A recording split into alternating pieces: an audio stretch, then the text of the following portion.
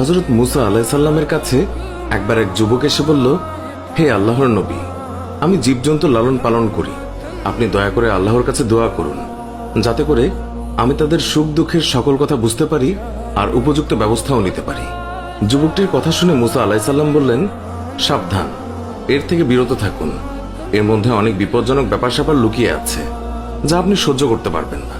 কিন্তু যুবকটি নাছোড়বান্দা, সে বারবার কাকুতি মিনতির সুরে একই আবদার করতে লাগলো। মুসা আলাইহিস সালাম বললেন, এটা মঙ্গলজনক নয়। যুবকটি শেষে বলল, আর বেশি না হয় অন্তত গৃহপালিত মোরগ এবং কুকুরের ভাষা বোঝার ব্যবস্থা করে দিন।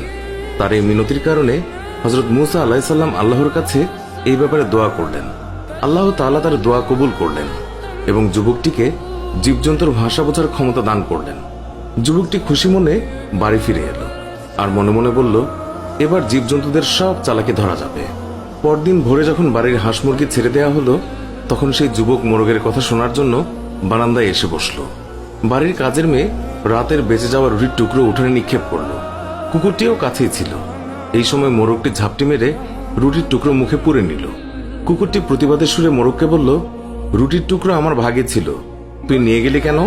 উত্তরে মোরগ বলল, একটু সবুর করো, অবস্থার দ্বারা বুঝতে পেরেছি কালকে আমাদের মনিবের সুন্দর ঘোড়াটা মারা যাবে, তখন তুমি মজা করে তার গোশত খেতে পারবে।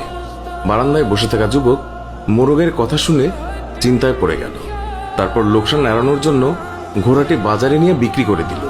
পরদিন ভোরে আবারও যখন উঠোনে রুটির টুকরো ছড়ানো হলো, তখন মোরগটি সঙ্গে সঙ্গে তা লুফে নিল।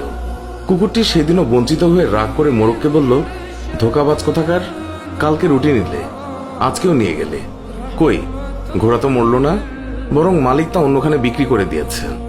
জবাবে মোরগ বলল, ঘোড়া সত্যিই মরেছে, তবে অন্যখানে, অধৈর্য হয় না।